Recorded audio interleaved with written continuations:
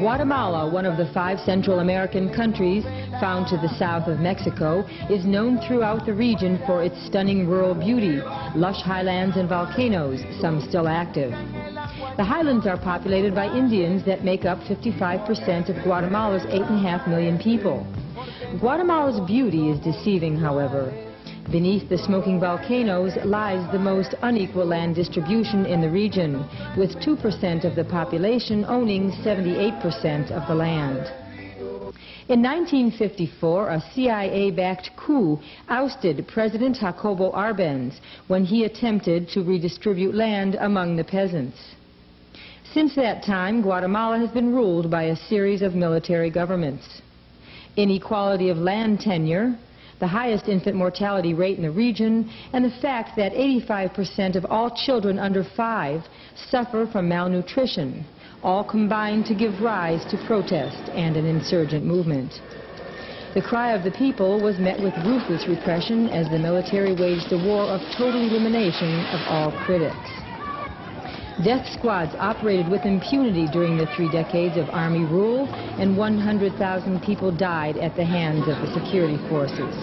The violence has driven 1 million Guatemalans into exile.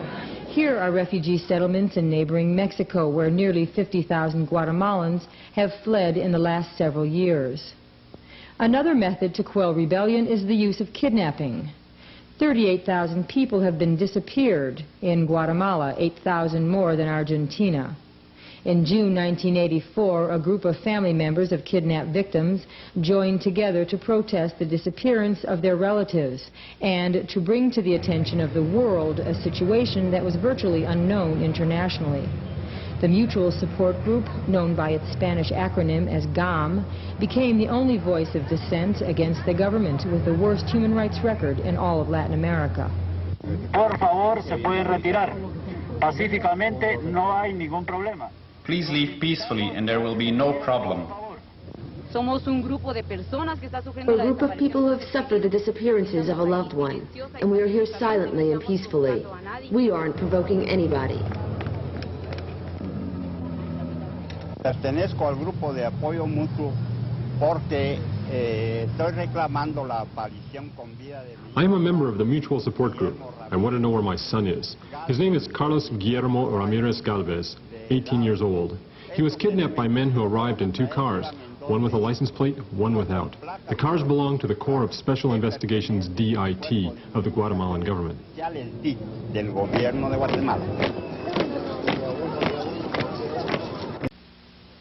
Eva Morales, soy guatemalteca. My name is Eva Morales. I'm Guatemalan. I'm 18 years old.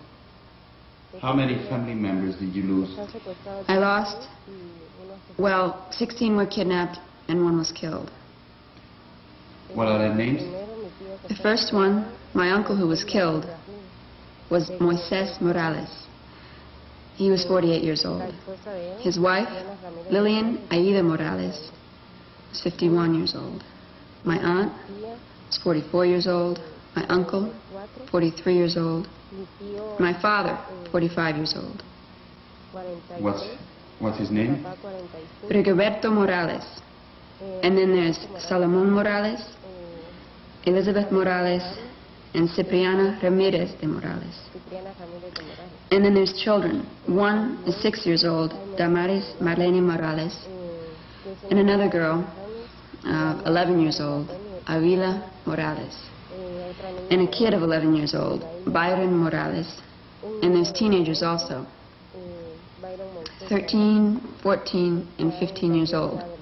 They are Claudia Roxana Morales, Rafael Morales, Noé Salomon Morales, who's my brother, who's 18 years old, and Mayor Morales, who's 18 also. Do you have any idea who did all this? Yes, I know very well who did it, because I saw it.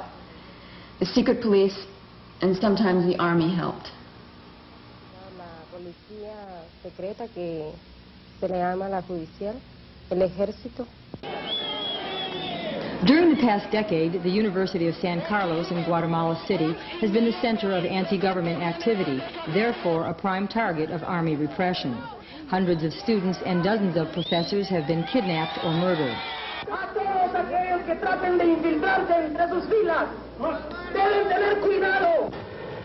Despite the threat of retaliation, student protests spilled out of the campus and onto the streets of Guatemala City, where they were joined by workers, peasants, and the unemployed. After years of rigid military rule, frustration is released as thousands clash with police in demonstrations protesting rising food prices.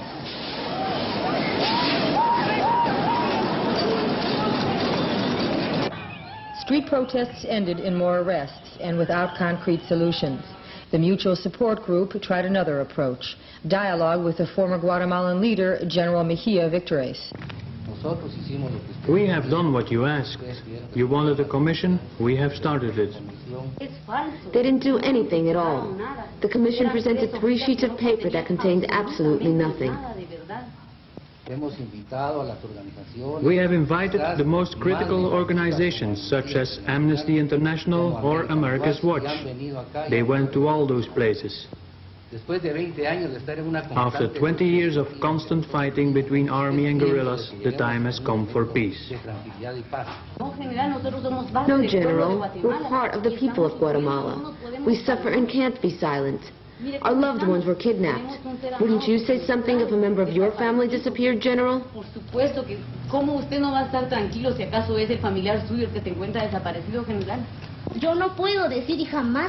I don't believe that you ever helped us, because I'll never forget the body of Hector or Rosario or his son or brother. 4 people have been taken from us in the cruelest way. We cannot forget that, Mr. Mejia Victores. And if by saying this I risk my life, I don't care. My husband is gone already. I don't care if they take me too.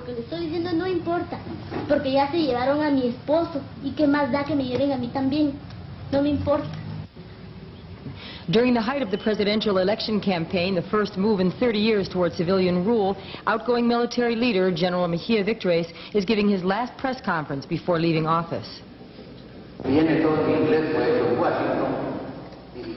It is all written in English and sent from Washington by one of these international totalitarian organizations, be it Amnesty International or America's Watch. They are the ones that tell the Mutual Support Group what to do.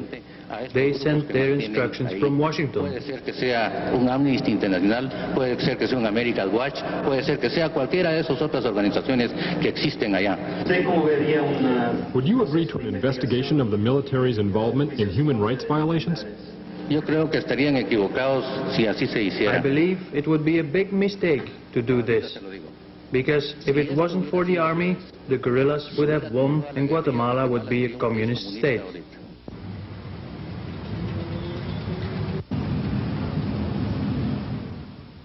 In the November elections, there were 4 major contenders. The most promising was Christian Democrat Vinicio Cerezo. The elections were widely considered to be free of fraud. Many assumed the military at this point was eager to hand over power or the appearance of power to a civilian government. The GAM also took advantage of the electoral climate to draw attention to their cause by occupying the cathedral in Guatemala City, where they remained for 5 days.